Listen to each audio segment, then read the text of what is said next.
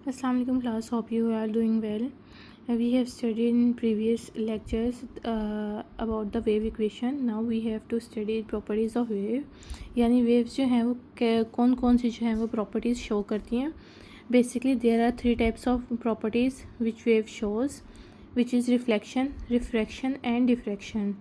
अब रिफ्लेक्शन क्या होता है, ये आपके पास जो है डेफिनेशन आ जाएगी इसकी. Reflection is the bouncing back of waves into the small medium after striking the surface of another medium.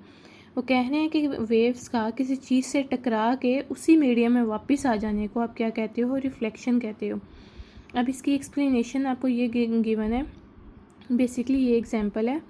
तो उन्होंने बताया हुआ है आपको रिपल टैंक के थ्रू बताया हुआ है कि अगर आपके पास नीचे जो मीडियम है वो पानी है और उसमें जो है आप मोटर के ज़रिए वेव्स प्रोड्यूस करते हो, तो आप देखते हो कि वेव्स जो होती हैं वो अपनी एनर्जी एक से अगली वाली वेव को, और वो जो अगली वाली ये वेव है ये इसको ट्रांसफ़र करके बेसिकली ये सारी वेव्स जो हैं वो मूवमेंट करने लग जाती हैं.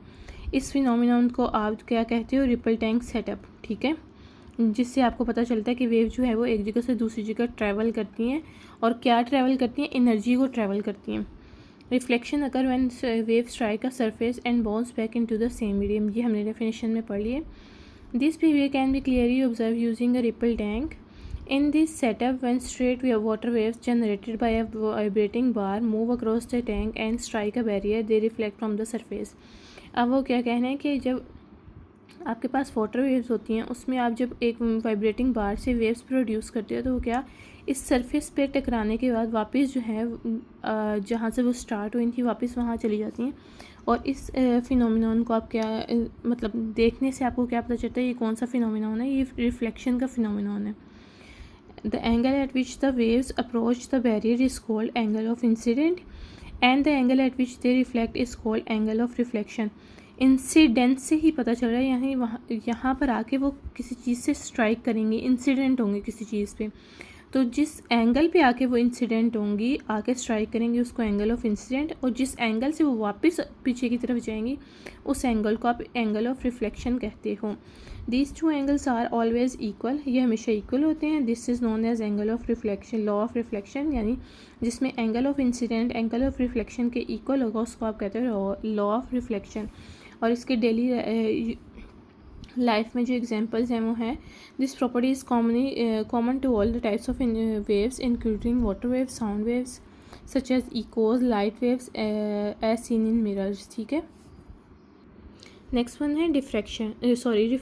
रिफ्रैक्शन क्या होता है, when a wave passes from one medium to another at an angle its wavelength and speed change causing the wave to change the direction. This process is known as refraction. यानी अगर जो है wave एक medium से दूसरे medium में enter हो रही है तो उसका क्या होगा, उसकी वेवलेंथ और उसकी स्पीड और थोड़ा सा उसका एंगल, ये तीनों चीज़ें जो हैं वो चेंज हो जाएंगी, जिससे जो है वेव की डायरेक्शन चेंज हो जाएगी. इस प्रोसेस को आप कहते हो रिफ्रैक्शन. ये उन्होंने बताया हुआ. देखो जहाँ पे गहरा पानी होता है वहाँ पर आप देख लो वेव्स बिल्कुल सीधी सीधी हैं. जैसे ही जो है गहरे पानी से कम वाले पानी की तरफ वेव्स आती हैं उनकी थोड़ी सी एंगल जो होता है या उनकी जो डायरेक्शन होती है थोड़ी सी वो चेंज हो जाती है. ये आपको उन्होंने डायग्राम में बताया हुआ है.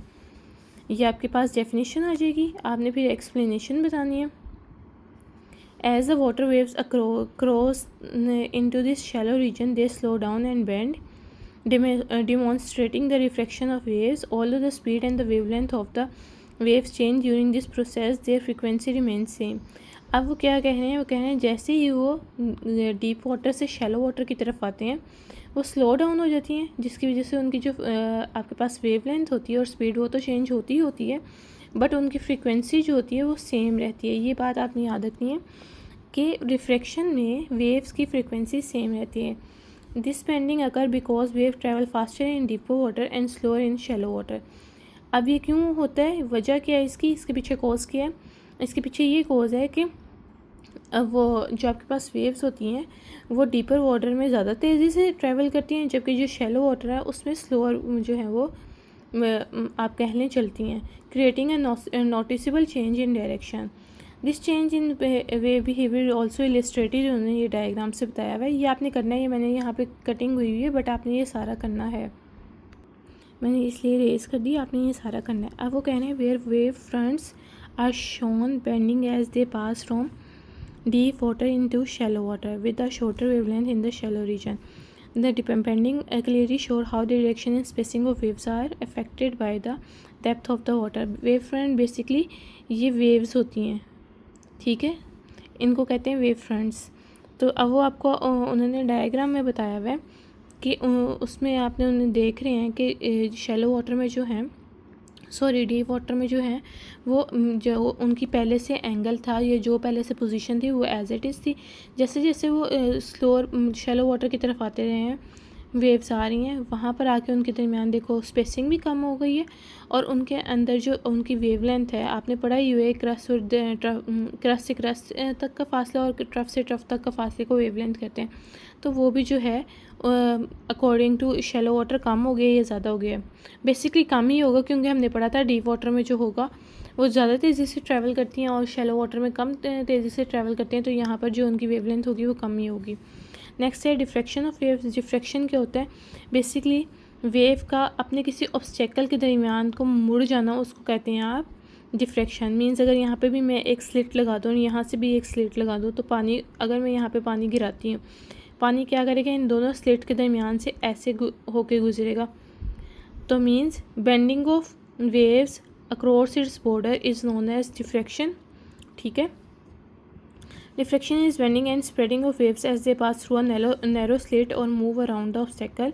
This behavior can be easily observed in water waves when they encounter opening of different sizes. अब वो कह रहे हैं, ये आप जो है कहाँ पे इसकी एग्जांपल सब देख सकते हो, आप देख लो, जहाँ कहीं भी जो है नैरो वाटर से नैरो जगह से पानी निकलता है तो वो अक्रॉस अपने जो है इर्द गिर्द की तरफ बेंड होकर निकलता है, उसकी तरफ नहीं जाता, उसकी तरफ से बेंड हो जाता है, तो उसको आप क्या कहते हैं, diffraction of waves. When the size of the slit is wider than the wavelength the wave pass mostly straight through without only slight bending at the edges. अब कहना है कि अगर आपकी जो स्लिट का साइज़ है वो ज़्यादा होगा आपकी वेवलेंथ से पानी की, तो क्या होगा कि मोस्टली जो वेव्स उसमें से पास करेंगी वो जो है सीधी चली जाएंगी, एजिस की तरफ इतना बेंड नहीं होंगी। ये पहली जो आपके पास डायग्राम है उसमें देखो, side of slit is larger than the wavelength of the water waves, तो वो ऐसे मूव होंगी, पहले सीधा सीधा जाएंगे और थोड़ा थोड़ा जो है वो टिल्ट हो जाएंगे आगे जाके। Size of slit is the same as the wavelength of the water waves. अगर सेम स्लिट का साइज़ होगा और वाटर वेव्स की वेवलेंथ भी सेम होगी तो उनकी जो डायरेक्शन होगी वेव्स की वो ऐसे होगी। और अगर बिल्कुल ही स्मॉल एरो मीन्स आपके पास तंग नैरो स्पेस होगी तो वो आपको इस तरह की जो है, जैसे वाईफाई के सिग्नल होते हैं वैसे दिखाई देंगे। ये दूसरे जो पॉइंट है, ये इसमें भी आपको सेम फिगर में हम पीछे पढ़ कर आए हैं वही बताया गया, और जो ये थर्ड पॉइंट है उसमें भी जो पीछे फिगर आप पढ़ कर आए हो उसमें भी यही बताया गया। The spreading of waves when they pass through a slit और move around the obstacle is known as diffraction. ये आपके पास डेफिनेशन आ गई, पिछला जितना भी किया है वो आपकी एक्सप्लेनेशन थी, and these are the common example. अब ये आप कहाँ कहाँ देखते हो, how can a common example is how we can still hear someone speaking when he is behind the wall, ठीक है। this happen because sound waves which have relatively long wavelength diffract around the corners and obstacle, allowing the sound to reach us even without a direct line of sight।